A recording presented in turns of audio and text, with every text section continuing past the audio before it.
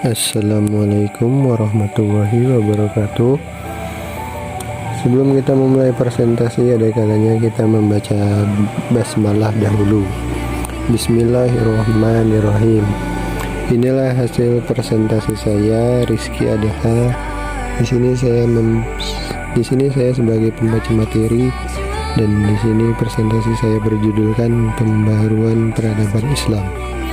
Langsung saja saya membacakan materinya, ialah Pembaruan Peradaban Islam. Pembaruan Islam adalah upaya untuk menyesuaikan paham keagamaan Islam dengan perkembangan dan yang ditimbulkan kemajuan ilmu pengetahuan dan teknologi modern. Dengan demikian, pembaruan dalam Islam bukan berarti mengubah, mengurangi, ataupun menambahi teks Al-Quran maupun As-Sunnah. Pemikiran dan pembaruan sebelum periode modern. Pembaruan Islam adalah upaya-upaya untuk menyesuaikan paham keagamaan Islam dengan perkembangan baru yang ditimbulkan kemajuan ilmu pengetahuan dan teknologi modern. Dalam bahasa Arab, gerakan pembaruan Islam disebut tajdid. Secara harfiah, tajdid berarti pembaruan dan pelakunya disebut mujaddid. Kemajuan ilmu pengetahuan dan teknologi modern memasuki dunia Islam, terutama sesudah pembukaan abad ke-19, yang dalam sejarah Islam dipandang sebagai permulaan periode modern. Pemikiran dan pembaruan periode modern. Masa pembaruan modern bagi dunia Islam adalah masa yang dimulai pada tahun 1800 Masehi sampai sekarang. Masa pembaruan ditandai dengan adanya kesadaran umat Islam terhadap kelemahan dirinya dan adanya dorongan untuk memperoleh kemajuan dalam berbagai bidang, khususnya dalam bidang ilmu pengetahuan dan teknologi. Pemikiran dan pembaruan Islam di Mesir. Pembaruan Islam di Mesir menurut John L.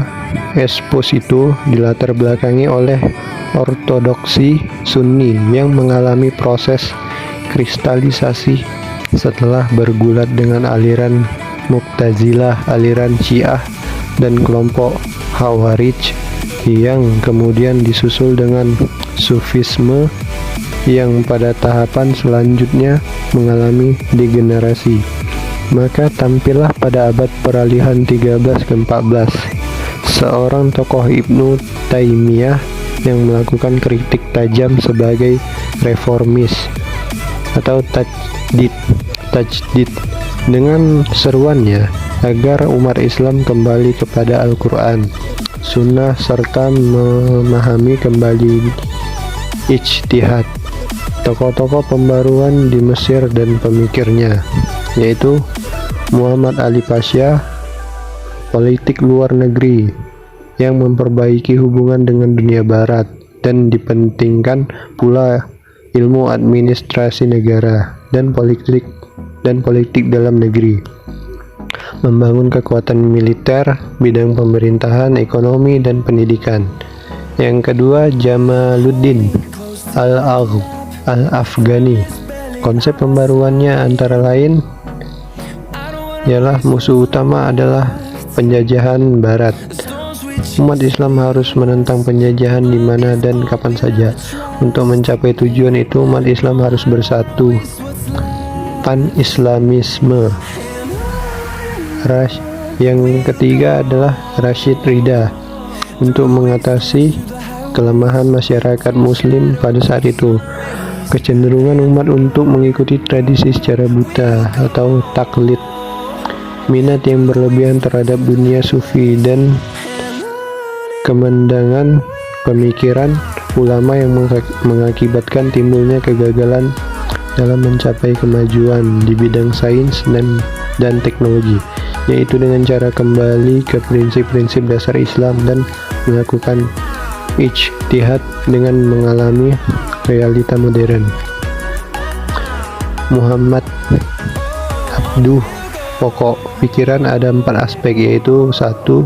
Kebebasan, 2.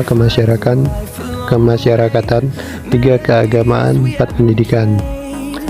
Muhammad, dan yang terakhir adalah Muhammad Ibnu Abdul Wahab.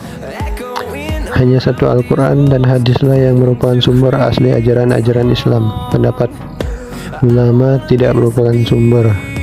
Taklid kepada ulama tidak dibenarkan. Pintu ijtihad terbuka dan tidak tertutup. Pemikiran dan pembaruan Islam di Turki. Ada pula tokoh yang menjadi pembaruan di Turki, yaitu Sultan Mahmud II. Pembaruan di kerajaan Utsmani abad ke-19 dipelopori oleh raja. Raja yang menjadi pelopor pembaruan adalah Sultan Mahmud II. Mahmud diangkat menjadi sultan pada tahun 1807 dan meninggal dunia pada tahun 1839. Di bagian pertama dari masa kesultanannya, dia disibukkan oleh peperangan dengan Rusia dan usaha menundukkan daerah-daerah yang mempunyai kekuasaan otonomi besar. Hal pertama yang menarik perhatiannya adalah melakukan pembaruan di bidang militer dengan membentuk suatu korps tentara baru di tahun 1826 yang diasuh oleh pelatih-pelatih yang dikirim oleh Muhammad Ali Pasha dari Mesir. Sultan Mahmud II dikenal sebagai sultan yang tidak mau terikat pada tradisi dan tidak segan-segan melanggar adat kebiasaan lama.